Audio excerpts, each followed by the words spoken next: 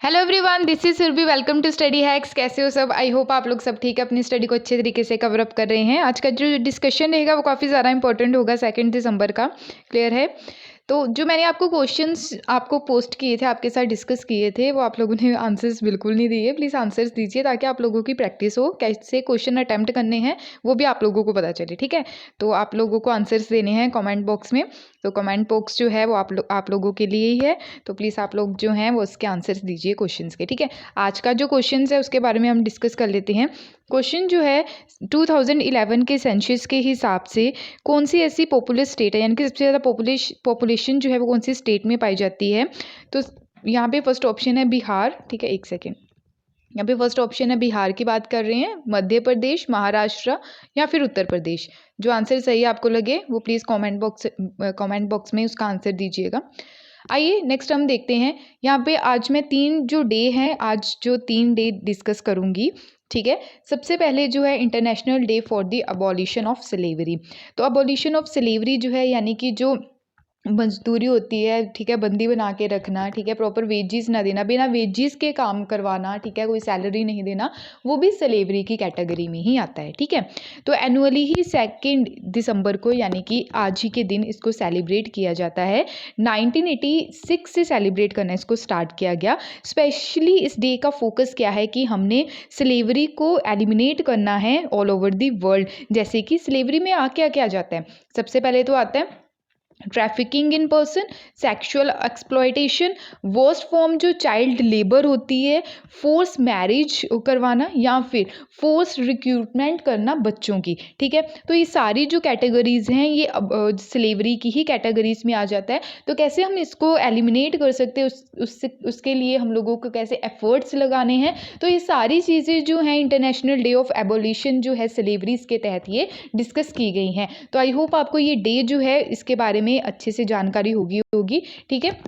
Next जो day की बात की जा रही है, जो सबसे ज़्यादा इंपॉर्टेंट है आज के टाइम में, जो कंप्यूटर लिटरेसी है उसके क्या क्या मायने हैं उसके बारे में ये बात की जा रही है। जो डे है world computer literacy day. World computer literacy जो है, कंप्यूटर लिटरेसी की अगर मैं बात करूँ पर्टिकुलरली, तो कंप्यूटर लिटरेसी हम लोगों के लिए इन प्रेजेंट बहुत ज़्यादा ज़रूरी है, क्योंकि कंप्यूटर जो है हमारे काम को और ईजी कर देता है।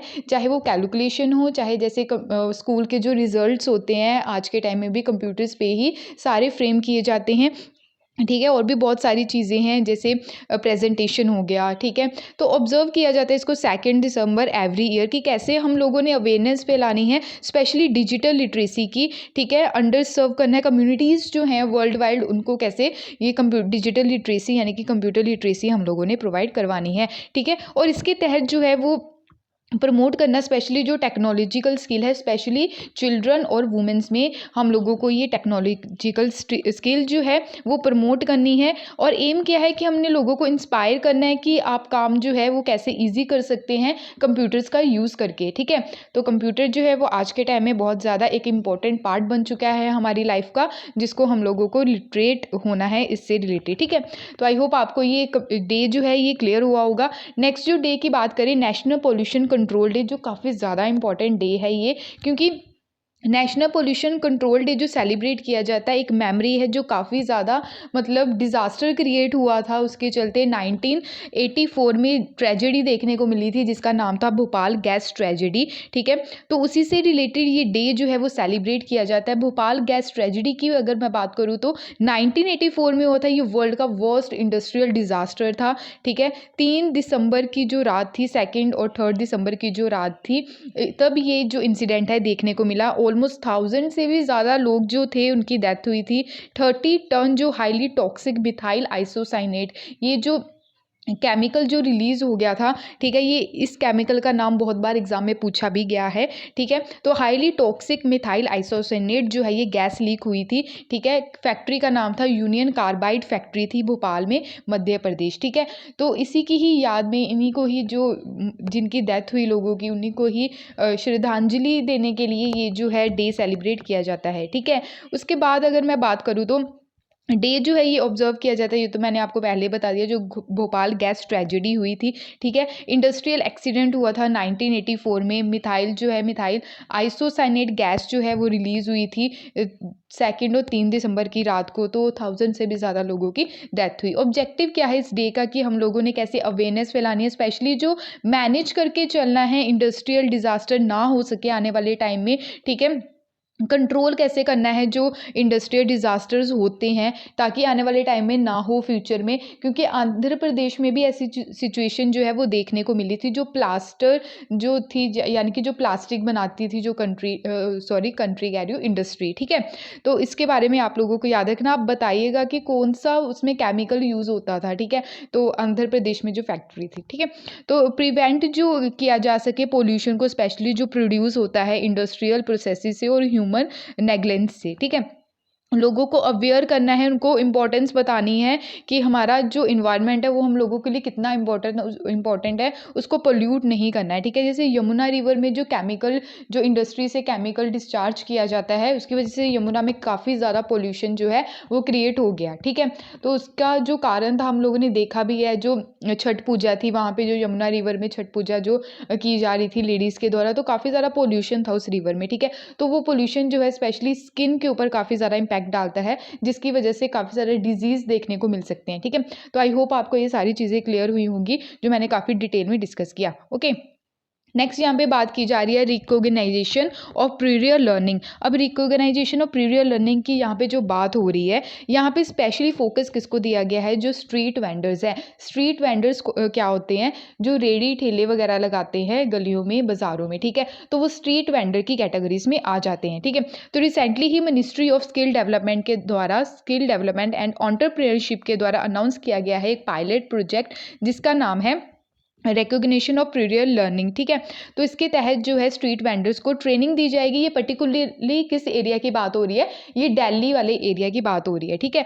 तो under recognition of praevia learning के तहत ये ट्रेनिंग जो है 2500 स्ट्रीट वेंडर्स को प्रोवाइड करवाई जाएगी। कंपोनेंट जो रहेगा, यानी कि किसके अंडर इसको रखा गया है, प्रधानमंत्री कौशल विकास योजना 3.0, जो इसका एडिशन देखने को मिला था इस योजना का, उसके तहत इसको रखा गया है, ठीक है। तो प्रधानमंत्री कौशल विकास योजना जो है ये कब लॉन्च की गई थी, ये आप लोगों का होमवर्क है, प्लीज़ आप लोग बताइएगा। उसके बाद अगर हम बात करें, ये प्रोजेक्ट जो है ये इम्प्लीमेंट जो किया जाएगा आने वाले टाइम में भी, तो टूरिज्म एंड हॉस्पिटैलिटी सेक्टर जो है, skill council and training partner NSD के साथ मिलकर यहाँ पे जो है इसको इम्प्लीमेंट किया जाएगा, ठीक है। रजिस्टर्ड जो स्ट्रीट फूड वेंडर्स रहेंगे, इन सब चीज़ों से गो थ्रू होंगे। 5 डेज़ की इनकी काउंसलिंग सेशन होगा, यानी कि पर्टिकुलर जो ऑफिसर्स रहेंगे, या फिर पर्टिकुलर जो इस फील्ड में जो रहते हैं ना, जो एक्सपर्ट रहते हैं इस फील्ड में, तो यहाँ पे इनकी काउंसलिंग करेंगे स्ट्रीट वेंडर्स की, ठीक है। तो रजिस्टर्ड जो किया जाएगा स्ट्रीट वेंडर्स के द्वारा, उन्हीं को ही ये जो है काउंसलिंग में पार्टिसिपेट करने का मौका मिलेगा। वेंडर्स जो हैं उनको एजुकेट किया जाएगा, स्पेशली हेल्थ से रिलेटेड क्या क्या सेफ्टी लेके आनी है, सेफ्टी स्टैंडर्ड क्या क्या होने चाहिए, क्योंकि कोविड-19 के दौरान जो सारी सिचुएशन देखने को मिली, ठीक है। तो कैसे कैसे उसके तहत आगे सिचुएशन ऐसी ना बने कि जो डिजीज़ है वो फैले, ठीक है। कोविड-19 के प्रोटोकॉल्स जो हैं, उससे रिलेटेड जो प्रोविजंस हैं, सेफ्टी प्रोविजंस हैं, उसके बारे में भी इनको जानकारी दी जाएगी। जो इफ़ेक्टिव कम्युनिकेशन जो टेक्निक्स है, ठीक है, स्टाफ और कस्टमर्स के साथ कैसे हैंडल करके चलनी है, वो चीज़ें सिखाई जाएंगी। न्यू एज, यानी कि आज के टाइम में जो स्किल है, स्पेशली डिजिटल लिटरेसी होगी, फाइनेंशियल लिटरेसी होगी, डिजिटल पेमेंट जो आज के टाइम में हम करते हैं, गूगल पे करते हैं, ई पे करते हैं, ठीक है, फ़ोन पे करते हैं, ठीक है। ये सब चीज़ें भी उनको सिखाई जाएंगी। उनके पास अगर कई जो रेडी ठेले वाले होते हैं, उनके पास जो है स्मार्टफोन नहीं होता, ठीक है, वो जो टिक टिक वाला फ़ोन रहता है ना, कीपैड वाला, वही यूज़ करते हैं। तो उनको ये सारी चीज़ें भी सिखाई जाएंगी, कैसे स्मार्टफोन यूज़ करना है, उससे हमने कैसे डिजिटल पेमेंट करनी है, ई सेलिंग करनी है, यानी कि अपना प्रोडक्ट जो है वो ऑनलाइन कैसे बेचना है, ये सारी चीज़ें भी सिखाई जाएंगी, ठीक है। वेंडर्स जो हैं उनको सपोर्ट किया जाएगा, स्पेशली लोन प्रोवाइड करवाया जाएगा जो मुद्रा स्कीम है उसके तहत, ठीक है। तो आई होप आपको ये सारी चीज़ें क्लियर हुई होंगी, जो काफ़ी ज़्यादा इंपॉर्टेंट है। तो स्पेशली इनफॉर्मल सेक्टर के ऊपर यहाँ पे फोकस देने की बात कर रहे हैं। इनफॉर्मल सेक्टर क्या होता है, जो रेडी ठेले लगाते हैं, ठीक है, यानी कि दिहाड़ी पे डिपेंड होते हैं। अगर दिहाड़ी उनकी लगी तो पैसा आएगा घर पे, खाना वगैरह बनाया जाएगा, अगर नहीं है तो घर पे जो है प्रॉपर फूड नहीं आएगा, ठीक है। तो ये इनफॉर्मल सेक्टर है, अगर एक छुट्टी भी कर ली तो वहाँ पे भी इनको नुकसान देखने को मिलता है, ठीक है। तो फॉर्मल सेक्टर की मैं बात करूँ तो वहाँ पे एक प्रॉपर ऑफिस होता है, ठीक है, मंथली सैलरी आती है, क्लियर। छुट्टी भी कर लो तभी उसकी भी सैलरी देखने को मिलती है, प्रॉपर जो है हेल्थ से रिलेटेड जो फाइनेंस वगैरह है उसके पैसे भी इनको मिलते हैं, ठीक है। तो ऑफिस में ये पर्टिकुलर जो प्रोसीजर है ये फॉलो किया जाता है, ठीक है। इनफॉर्मल सेक्टर और फॉर्मल सेक्टर क्या है ये आप लोगों को अब क्लियर होना चाहिए। अगर फिर भी कोई डाउट होगा तो प्लीज़ आप लोग बताइएगा, ठीक है। उसके बाद अगर हम बात करें इसका ऑब्जेक्टिव क्या है, पर्पस क्या है इस पायलट प्रोजेक्ट को लाने का, ठीक है। जो इन पार्ट इसके चलते जो स्किल प्रोवाइड करवाई जाएगी स्पेशली स्ट्रीट फूड वेंडर्स को, बेटर सर्विसेज कैसे प्रोवाइड करवानी है कस्टमर्स को, मोर अपॉर्चुनिटी कैसे लेके आनी है कि इनका जो रेवेन्यू है वो जनरेट हो सके, सिविक रेगुलेशंस के बारे में जो है वो अवेयरनेस फैलानी, ठीक है। ये मेन पर्पस है, ये मेन ऑब्जेक्टिव है। इसका सिग्निफिकेंस क्या होगा, ठीक है, इसके फ़ायदे क्या होंगे। तो इंडिया जो है around 5.5 million street vendors, food vendors है आज के टाइम में, जो कॉन्ट्रीब्यूट करता है ऑलमोस्ट 14% कहाँ पे, इनफॉर्मल सेक्टर में, ठीक है, इनफॉर्मल इकोनॉमी में, ठीक है। तो आने वाले टाइम में मदद मिलेगी कि कैसे वर्किंग करनी है, लिविंग कंडीशन कैसे होनी है स्पेशली वर्क फोर्स में, ठीक है। सोशल सिक्योरिटी जो है वो आने वाले टाइम में प्रोवाइड करवाई जाएगी। Social security and safety measures जो है कैसे लेके चलने हैं। अराउंड 4000 जो वेंडर्स हैं ईस्ट दिल्ली में और 25 लाख स्ट्रीट वेंडर्स हैं कहाँ पे, नेशनली, यानी कि ऑल कंट्री में, क्लियर। तो आई होप आपको ये पूरा आर्टिकल क्लियर होगा जो काफ़ी ज़्यादा मैंने डिटेल में डिस्कस कर लिया है, ठीक है। नेक्स्ट यहाँ पे बात की जा रही है इंपोर्ट ड्यूटी हटाने की बात की जा रही है, किसके ऊपर, कॉटन के ऊपर, ठीक है। कॉटन जो है पहले इसके बारे में डिस्कस कर लेते हैं। कॉटन जो है ये काफ़ी ज़्यादा इंपॉर्टेंट है, कॉटन का जो मेन जो मोटिव है इसका, ठीक है। तो कॉटन के बारे में पहले हम लोग जान लेते हैं। कॉटन जो है ये खरीफ क्रॉप है, ठीक है, 6 to 8 मंथ लगते हैं इसको, इस फसल को मिच्योर होने में, ठीक है। अगर सूखे की कंडीशन हो, एरिड क्लाइमेट हो, वहाँ पे ये क्रॉप जो है ये नहीं उग पाती है, इसकी खेती जो है अच्छे तरीके से नहीं हो पाती है। और ये जो खेती है यानी कि इसकी जो प्रोडक्शन है ये ऑक्यूपाई करती है 2.1% ऑफ द वर्ल्ड अरेबल, ठीक है, arable land and meet 27% world textile needs, ठीक है। टेम्परेचर जो है इसको चाहिए इसकी खेती के लिए जो पर्टिकुलर जो स्पेसिफिक टेम्परेचर चाहिए बिटवीन 21 to 30 डिग्री सेल्सियस का होना चाहिए, ठीक है, जो नॉर्दर्न में देखने को मिलता है, नॉर्दर्न इंडिया में और गुजरात वाले एरिया में भी, ठीक है। तो रेनफॉल जो है उसके लिए, रेनफॉल इस खेती के लिए रेनफॉल जो है पर्टिकुलर कितनी चाहिए, 50 to 100 सेंटीमीटर चाहिए। सॉइल टाइप यानी कि कौन सी इसके लिए मिट्टी जो है वो उपजाऊ मिट्टी है इसके लिए लायक खेती करने के लिए, तो ब्लैक कॉटन सॉइल है, रेगूर सॉइल जिसको हम बोलते हैं। Example soil of Deccan plateau, यहाँ पे जहाँ पे डेक्कन प्लेट्यू में सॉइल पाई जाती है वो स्पेसिफिकली काफ़ी ज़्यादा इंपॉर्टेंट है इसकी खेती के लिए, कॉटन की खेती के लिए। प्रोडक्ट जो है इससे जो क्या क्या प्रोडक्ट बनाए जाते हैं कॉटन से, सबसे पहले फाइबर, ठीक है। फाइबर क्या होता है, धागा। फैब्रिक क्या होता है, कपड़ा। तो ये भी इंपॉर्टेंट है, कंफ्यूजन हो जाती है, ठीक है। तो fibre, oil and animal feed जो है ये प्रोडक्ट जो है यहाँ से जनरेट किए जाते हैं। अगर बात करें ऑल ओवर द वर्ल्ड कौन सी ऐसी कंट्रीज़ है जो सबसे ज़्यादा कॉटन जो है वो प्रोड्यूस करती है, टॉप पे है चाइना, सेकंड पे है इंडिया और थर्ड नंबर पे है यूएसए। तो हमारी कंट्री के लिए ये काफ़ी ज़्यादा इंपॉर्टेंट है क्योंकि कॉटन प्रोड्यूस करने वाली हमारी कंट्री जो है all over the world second number पे है। टॉप कॉटन प्रोड्यूसिंग स्टेट कौन सी है इंडिया में अगर बात करें तो सबसे ज़्यादा कॉटन प्रोड्यूस होता है वो है गुजरात में, उसके बाद महाराष्ट्र, तेलंगाना, आंध्र प्रदेश एंड राजस्थान, ठीक है। तो ये आपको क्रोनोलॉजिकल ऑर्डर में भी लाने के लिए क्वेश्चंस पुट किया जा सकता है एग्जामिनर के द्वारा, तो ये आप लोगों को याद रखना है। अब चलते हैं आर्टिकल की ओर, आई होप आपको ये क्लियर हुआ होगा।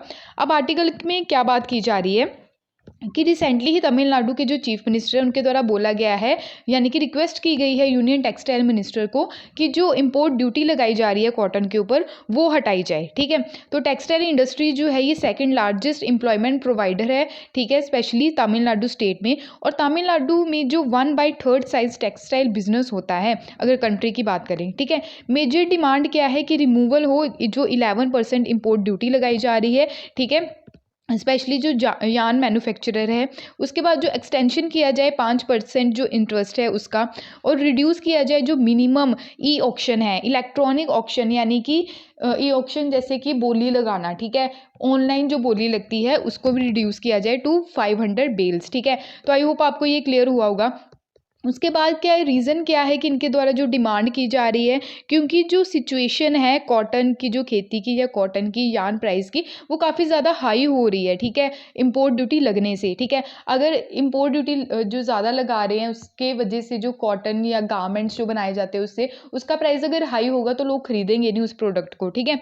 तो इम्पैक्ट जो है प्राइस के ऊपर काफ़ी ज़्यादा पड़ रहा है, स्पेशली फैब्रिक और गारमेंट्स के ऊपर। प्रेजेंट क्राइसिस जो इसके देखने को मिले, मास जो कैंसिलेशन हुआ एक्सपोर्ट ऑर्डर्स का भी, ठीक है, तो ये भी एक कारण है। अगर बात करें one of the major reason क्या है कॉटन प्राइस वॉलेटिलिटी करने का, ड्यू टू इम्पोजिशन, क्योंकि 5% इसके ऊपर बेसिक कस्टम ड्यूटी लग रही है, 5% एग्रीकल्चर इंफ्रास्ट्रक्चर डेवलपमेंट सेस लग रहा है। सेस का मतलब क्या रहता है कि टैक्स ऑन टैक्स, किसी चीज़ के ऊपर टैक्स लग रहा है उसके ऊपर एक और टैक्स लगाया जा रहा है, यानी कि स्पेसिफिक पर्पस के लिए टैक्स लगाया जा रहा है, जैसे इन्वायरमेंट के लिए, एजुकेशन के ऊपर, ठीक है, तो सेस लगाया जाता है। तो 10% सोशल वेलफेयर सेस जो है तो बजट में अनाउंस किया गया, और ऑल ओवर इम्पोर्ट ड्यूटी जो है 11% लगाई जा रही है, ठीक है। तो आई होप आपको ये सारी चीज़ें क्लियर हुई होंगी, तो मैंने डिटेल में इसको डिस्कस कर लिया है, ठीक है। तो यहाँ पे आप देख सकते हैं 4 कल्टिवेटेड स्पीसीज जो है कॉटन की, स्पेशली गॉस्पियम, ठीक है, जी हर्बेकम, जी हेड्यूटम, ओके, जी बारबेडेंस, ठीक है। तो ये किसकी स्पीसीज़ हैं, ये कॉटन की स्पीसीज़ है। तो ये एक स्पीसीज़ का नाम आपको दे दिया जाएगा और पूछ लेंगे कि इनमें से कॉटन की स्पीसीज़ कौन सी है, ठीक है। तो हाइब्रिड कॉटन जो है तो ये 2 parent strain different genetic characters से ये प्रोड्यूस किया जाता है। बीटी कॉटन काफ़ी ज़्यादा इंपॉर्टेंट है, ठीक है, जो जेनेटिकली मॉडिफाई ऑर्गेनिज्म है और जेनेटिकली मॉडिफाई किया जाता है पीस्ट रेजिस्टेंट वैरायटी ऑफ कॉटन की, ठीक है। तो यहाँ पे इस मैप में भी आप देख सकते हैं पंजाब और राजस्थान का कुछ एरिया जो है यहाँ पे भी खेती की जाती है कॉटन की। सबसे ज़्यादा कहाँ पे की जाती है, गुजरात में की जाती है, महाराष्ट्र, तेलंगाना, ठीक है। तो ये सारे एरिया है, यहाँ पे क्या है, तमिलनाडु में, क्लियर। तो कुछ जो पार्ट है वो केरला में भी आ जाता है।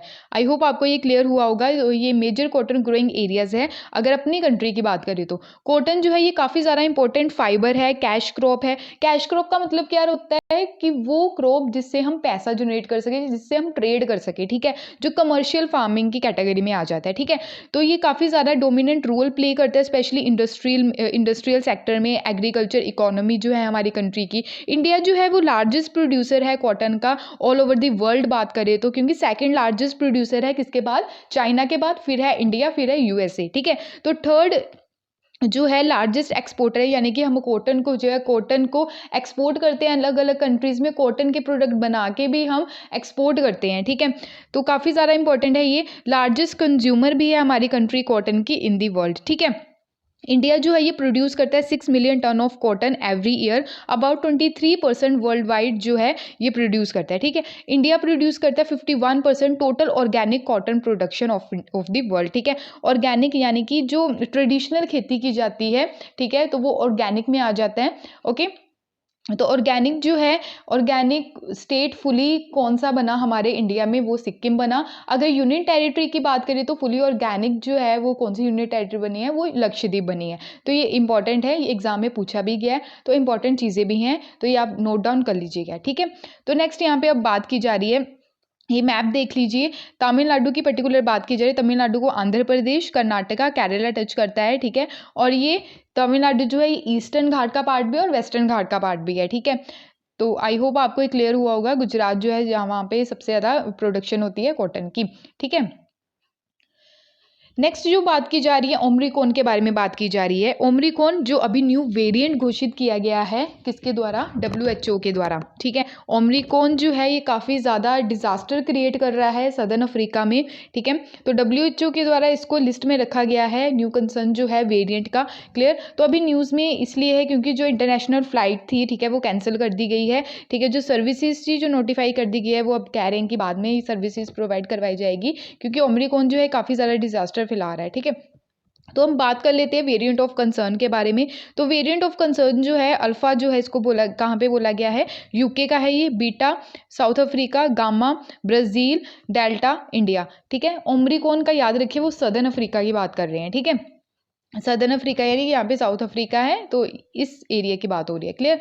तो वेरिएंट ऑफ इंटरेस्ट की बात करें तो एलिप्सन जो है, ठीक है, यूएसए में इसको बोला गया, जीटा ब्राज़ील में, ईटा मल्टीपल जो कंट्रीज़ हैं, theta Philippines, iota USA, kappa India. एक बात और आप लोगों ने याद रखनी है, वेरिएंट ऑफ कंसर्न में जो है डेल्टा बोला गया है इंडिया के लिए, वेरिएंट ऑफ इंटरेस्ट बोला गया, कप्पा बोला गया है इंडिया के लिए, ठीक है। तो ये चीज़ें जो हैं तो इसमें बिल्कुल कंफ्यूज नहीं होना है, ठीक है। उसके बाद अगर हम बात करें तो वेरिएंट ऑफ कंसर्न के बारे में, वेरिएंट ऑफ कंसर्न क्या होता है कि जो डिजीज़ है वो काफ़ी ज़्यादा इंक्रीज़ होगी, उसका ट्रांसमिशन जो है वो सीवियर कैटेगरी में हो गया है, सीवियर डिजीज़ की कैटेगरी में हो गया है, यानी कि हॉस्पिटलाइजेशन जो है लोगों की और डेथ जो है वो काफ़ी ह्यूज स्तर पे हो रही है, तो वेरिएंट ऑफ कंसर्न की कैटेगरी में वो आ जाता है, ठीक है। यानी कि न्यू वेव आ गई है और जो एपिडेमिक ट्रांसमिशन है वो काफ़ी ज़्यादा हद तक बढ़ गया है। WHO के द्वारा 5 वेरिएंट जो कंसर्न है वो अभी लिस्ट में रखे गए हैं, स्पेशली जो ओमिक्रॉन है, ओमिक्रॉन B.1.529, ठीक है। तो ये आइडेंटिफाई कहाँ पे किया गया, सदर्न अफ्रीका में किया गया नवंबर 2021 में। डेल्टा जो है ये इमर्ज हुआ हमारी कंट्री में ही 2020 में और स्प्रेड हुआ all around the world. Gamma जो है ये इमर्ज हुआ ब्राज़ील में 2020 में, बीटा इमर्ज हुआ साउथ अफ्रीका में, ठीक है। सदर्न अफ्रीका और साउथ अफ्रीका में आपको कंफ्यूजन नहीं होनी चाहिए, ठीक है। तो अल्फा जो है ये मर्ज हुआ ये ब्रिटेन में 2020 में। तो आई होप आपको ये सारी चीज़ क्लियर हुई होगी, क्लियर है इतना। अगर बात करें यहाँ पे इस स्लाइड में भी आप देख सकते हैं, साउथ अफ्रीका में अराउंड 100 से भी ज़्यादा केसेस हुए, बोट्सवाना, हांगकांग, बेल्जियम, इजराइल और डेनमार्क, ठीक है। तो आई होप आपको ये सारी चीज़ क्लियर हुई होगी। अब बात करते हैं म्यूटेशन क्या होता है, ठीक है। म्यूटेशन यानी कि जो वायरस है उसके अलग अलग स्टेजेस जो हैं, ठीक है, वो निकल के आनी, डेट इज म्यूटेशन, ठीक है। तो RNA में चेंजेस आते हैं, ठीक है, राइबो न्यूक्लिक एसिड जिसको हम बोलते हैं, तो न्यू वेरिएंट निकल के आता है उसको म्यूटेशन बोलते हैं। और न्यू स्ट्रेन आप देख सकते हैं, चेंज इन RNA और वेरियस का बिहेवियर जो रहता है वो चेंज होता है, डेट इज म्यूटेशन, क्लियर है इतना। नेक्स्ट जो है यहाँ पे आर्टिकल में जो बात की जा रही है, मैन्युफैक्चर्ड रिफ्यूजी क्राइसिस। तो ये कहाँ पे हो रहा है रिफ्यूजी क्राइसिस, रिफ्यूजी क्राइसिस हुआ नहीं है, ये करवाया गया है, ठीक है। यानी कि मैन्युफैक्चर्ड की यहाँ पे बात की जा रही है, ठीक है। तो ये बेलारूस के बारे में पर्टिकुलर यहाँ पे बात हो रही है। बेलारूस की हम लोकेशन देखें तो यहाँ पे आप देख सकते हैं, बेलारूस जो है इसकी कैपिटल मिन्स्क है, ठीक है।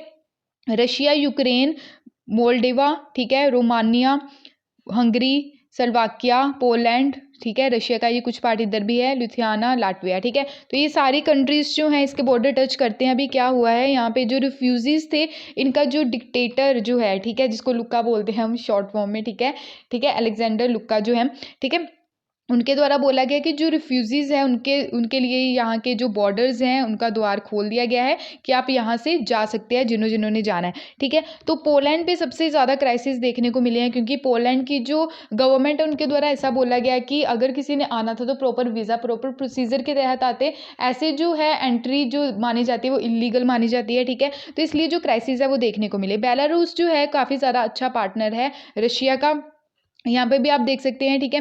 तो रशिया जो व्लादिमीर पुतिन जो वहाँ के जो मेन रूलर हैं, ठीक है, और ये है लुका, अलेक्जेंडर लुका, ठीक है। तो ये काफ़ी ज़्यादा इनकी दोस्ती गहरी है। तो ये जो बेलारूस का जो रूलर है, तो ये सारी बात इसी की ही मान के चलता है, रशिया के जो रूलर हैं कौन, व्लादिमीर पुतिन, ठीक है। तो ये सारी सिचुएशन जो है यहाँ पे देखने को मिली। यहाँ पे जो क्राइसिस हैं वो काफ़ी ज़्यादा ह्यूज स्तर पर हो गए, लोगों की जो जान है वो भी जा रही है, ठीक है, पोलैंड पे जो क्राइसिस है। तो ऐसा होना नहीं चाहिए था जो यहाँ पे सिचुएशन बनी है, ठीक है। उसके बारे में अगर बात करें तो टेंशन जो है काफ़ी ज़्यादा क्रिएट हो गई ईस्टर्न यूरोप में। बेलारूस जो पोलिश बॉर्डर है, थाउजेंड्स ऑफ असाइलम सीकर्स हैं यहाँ पे एंटर किए पोलैंड में। बेलारूस जो है, ठीक है, उनके द्वारा बोला गया कि वीज़ा फ्री एंट्री है रिफ्यूजीज़ के लिए। तो पर्टिकुलर जो कुर्द कम्युनिटी है, कुर्द कम्युनिटी की मैं अगर बात करूँ तो काफ़ी ज़्यादा इंपॉर्टेंट कम्युनिटी है ये, क्योंकि कुर्द कम्युनिटी कहती है कि हम अपनी खुद की कंट्री ही यहाँ पे इस्टेब्लिश करेंगे, कुछ पार्ट टर्की का लेके, ईरान का लेके, इराक और सीरिया का लेके, ठीक है। तो ये सारा पार्ट जो है थोड़ा थोड़ा मिला के हम कुर्द जो है एरिया जो है वो इस्टेब्लिश करेंगे। तो ये कम्युनिटी के द्वारा बोला गया, ठीक है। तो पर्टिकुलरली यहाँ पे फोकस जो है कुर्द कम्युनिटीज़ जो है उनके द्वारा एंटर किया गया पोलैंड में। बेलारूस के जो प्रेसिडेंट है अलेक्जेंडर लुकाशेंको जो हैं, ठीक है, इनके अंडर सैंक्शंस भी लगाए गए बाय यूरोपियन यूनियन के द्वारा लास्ट ईयर जो इलेक्शंस हुए थे, और इनके द्वारा 6th जो टर्म है वो सिक्योर भी की गई। यानी कि ये बहुत टाइम से ये बेलारूस में क्या कर रहे हैं, रूल कर रहे हैं, ठीक है। इनकी जो इकोनॉमिक और मिलिट्री जो अलायंस है रशिया के साथ वो काफ़ी ज़्यादा इंपॉर्टेंट है, यानी कि काफ़ी अच्छी गहरी दोस्ती है इनकी रशिया के साथ, ठीक है। तो नाटो जो है, नाटो एनक्रोचमेंट भी इनके द्वारा देखने को मिला, स्पेशली जो रशिया भी था, रशिया के द्वारा भी काफ़ी ज़्यादा हरकतें की गई हैं पिछले पास्ट ईयर में, क्योंकि 2014 में रशिया के द्वारा क्या किया गया, जो यूक्रेन का पार्ट था क्रीमिया वाला, वो भी हड़प लिया गया, ठीक है, 2014 में। क्लियर। तो ये यूक्रेन का पार्ट है, क्रीमिया जो रशिया के द्वारा हड़प लिया गया। इसी के कारण जो G8 कंट्रीज़ थी वो आज के टाइम में G7 रह गई है, ठीक है। तो G8 कंट्रीज़ के द्वारा भी रशिया को निकाल दिया गया, तो फिर G7 कंट्रीज़ बन गई। आज के टाइम में G7 कंट्रीज़ में कौन कौन सी कंट्री है, ये आप लोगों को बताइएगा, जो काफ़ी ज़्यादा इंपॉर्टेंट है और एग्जाम में पूछा भी गया, ठीक है। तो क्रीमिया जो है यहाँ पे आप देख सकते हैं, और ये है सी ऑफ एजोव, क्रेच स्टेट है, ये ब्लैक सी है, ठीक है। सी ऑफ एजोव और ब्लैक सी को कनेक्ट करने वाला जो स्ट्रेट है वो क्रेच स्टेट है। यहाँ पे आप देख सकते हैं बोस्फोरस स्ट्रेट है, ठीक है। तो आई होप आपको ये क्लियर हुआ होगा। तो ऐसी सिचुएशन हमारे यहाँ पे भी देखने को मिली, जब क्या हुआ, जो रिफ्यूजी क्राइसिस था, स्पेशली जो रोहिंग्या कम्युनिटी थी, रोहिंग्या कम्युनिटी जो है रखीन जो स्टेट था म्यांमार का, वहाँ से निकल के आई, ठीक है। उनको सप्रेस किया गया, उन्हें दुखी किया गया, मारा पीटा गया, तो उनको जो है म्यांमार कंट्री से निकाला गया। तो निकल के वो जो है अलग अलग कंट्रीज़ में उनके द्वारा एंटर किया गया। माना जा रहा है आज के टाइम में 40,000 जो रोहिंग्या रिफ्यूज़ीज़ हैं वो हमारी कंट्री में एंटर कर चुकी हैं। सऊदी अरबिया में भी है, ठीक है, पाकिस्तान में, बांग्लादेश में, म्यांमार में, ठीक है, थाईलैंड में, ठीक है। तो ये सारी जो रोहिंग्या कम्युनिटीज़ जो है अलग अलग कंट्रीज़ में गई, तो अपनी यानी कि अपनी लाइफ को बेहतर बनाने के लिए, ताकि जो उनको सप्रेस किया जा रहा है, ठीक है, वो चीज़ें कम हो। ओके। तो आई होप आपको ये सारी चीज़ें क्लियर हुई होंगी। ऊपर से ये भी आप देख सकते हैं, टर्की जो है वो भी यानी कि यूएसए के द्वारा सैंक्शंस लगाए गए S-400 सिस्टम के द्वारा, ठीक है, जो S-400 सिस्टम खरीदा गया टर्की के द्वारा, यूएसए के द्वारा इसके ऊपर सैंक्शंस लगाए गए काटसा के तहत, क्योंकि टर्की ने किससे खरीदा S-4 सिस्टम, रशिया से खरीदा, ठीक है। तो आपको पता ही है, तो रशिया जो है वो चिढ़ता है, ठीक है, सॉरी, यूएसए चिढ़ता है रशिया से, क्योंकि S-400 सिस्टम जो है हम लोगों ने भी खरीदा, ठीक है, रशिया से खरीदा। तो यूएसए ने भी काटसा के तहत क्या किया, हम लोगों के ऊपर सैंक्शंस लगाए, ठीक है। टर्की का जो ये पार्ट है, इस्तांबुल वाला जो एरिया है, कुछ पार्ट जो है ये एशिया में आता है, और कुछ पार्ट जो है ये कहाँ पे आता है, यूरोप में आता है। तो रिफ्यूजीज़ जो हैं यहाँ से भी होके गए यूरोप में, और यहाँ पे किसी भी यूरोपियन कंट्री में ये घूम सकते हैं, ऐसा बेलारूस कंट्री के द्वारा बोला गया, ठीक है। तो ये सारी चीज़ें सही नहीं थी। तो अभी जो क्राइसिस देखने को मिल रहे हैं ये काफ़ी ज़्यादा इंपॉर्टेंट है, ठीक है। तो मैंने आपको मैप बेस्ड चीज़ें भी बता दी, यहाँ पे देख सकते हैं आप, ब्लैक सी है, ठीक है। तो टर्की जो है ये ब्लैक सी को टच करता है। तो एग्जाम में पूछा भी गया था, ब्लैक सी को टच करने वाली कौन कौन सी कंट्रीज है, ठीक है। तो ये भी आप लोगों को बताइएगा। क्लियर। नेक्स्ट जो है यहाँ पे जो बात की जा रही है, यहाँ पे एलिफेंट्स जो हैं उनकी जो संख्या जो है, मरने की संख्या, वो काफ़ी ज़्यादा हाई हो गई है, क्योंकि अभी भी यहाँ पे देखने को मिला एक जो एलिफेंट है ट्रेन के नीचे आने से उसकी डेथ होगी, ठीक है। 1160 एलिफेंट्स जो हैं पिछले 10 सालों में मारे गए हैं, ठीक है। इलेक्ट्रिक शॉर्ट की वजह से हो गया, ट्रेन के आगे आने से उनकी डेथ होगी, पोचिंग की वजह से, जहर देने की वजह से भी, ठीक है। तो टोटल 1160 एलिफेंट्स जो हैं पिछले 10 साल में मारे गए हैं। सबसे ज़्यादा एलिफेंट्स की संख्या कौन सी स्टेट में पाई जाती है, ये आप लोग बताइएगा। ओके। नेक्स्ट जो है UAPA जो अभी देखने को मिला, इसके तहत जो लोगों को अरेस्ट किया गया, सबसे ज़्यादा जो रिपोर्ट्स निकल के आई वो है उत्तर प्रदेश से निकल के आई, ठीक है। UAPA का जो एक्ट है, यानी कि अनलॉफुल एक्टिविटी प्रिवेंशन एक्ट जो है 1967 का, ठीक है, उसके तहत जो है ये सारी रिपोर्ट जो है ये बनाई गई। उत्तर प्रदेश जो है यहाँ पे हाईएस्ट अरेस्ट देखने को मिले, अराउंड 70%, ठीक है। उत्तर प्रदेश, जम्मू एंड कश्मीर एंड मणिपुर में, ठीक है। तो आई होप आपको ये क्लियर हुआ होगा। ये क्वेश्चन जो है, जो मैंने आपसे कल पूछा था, वर्ल्ड यूथ स्किल डे 2021 की थीम क्या थी, तो क्या थी, यहाँ पे आप देख सकते हैं, री imagining youth skill and post pandemic, ठीक है। तो ये सेलिब्रेट किया जाता है 15 जुलाई को हर साल, ठीक है। तो डेजिग्नेट किया गया था यूनाइटेड नेशन जनरल असेंबली के द्वारा 2014 में। तो इसका ऑप्शन जो है डी, इसका सही ऑप्शन है। नेक्स्ट जो है, जो क्वेश्चन पुट किया था मैंने, जो इंपॉर्टेंट है ये भी, ठीक है। तो कॉन्स्टिट्यूशन अमेंडमेंट एक्ट जो है, कौन सा प्रोविज़न लाया गया था इम्प्लीमेंट करने के लिए, कौन सा एक्ट था, GST जो हमने इंट्रोड्यूस किया, ठीक है। कौन सा एक्ट के तहत इसको हम अपने कॉन्स्टिट्यूशन में ऐड ऑन किया गया, ठीक है, कौन से अमेंडमेंट के तहत, तो वो था 101 कॉन्स्टिट्यूशन अमेंडमेंट एक्ट, ठीक है। तो 1 जुलाई 2017 को इसको इम्प्लीमेंट कर दिया गया, और 1 जुलाई को हम GST डे भी सेलिब्रेट करते हैं। तो आई होप आपको ये सारी चीज़ें क्लियर हुई होंगी, जो काफ़ी ज़्यादा इंपॉर्टेंट चीज़ें थी जो मैंने डिस्कस की। तो ये था आज का इम्पोर्टेंट करंट अफेयर्स का जो सेशन था। तो पीडीएफ जो है आपको टेलीग्राम चैनल पे मिल जाएगी, ठीक है। इंस्टाग्राम पे भी आप फॉलो कर सकते हैं। अगर आपको वीडियो पसंद आई हो तो प्लीज़ लाइक शेयर और सब्सक्राइब जो है वो ज़रूर कीजिएगा। Thank you for watching my video. जय हिंद।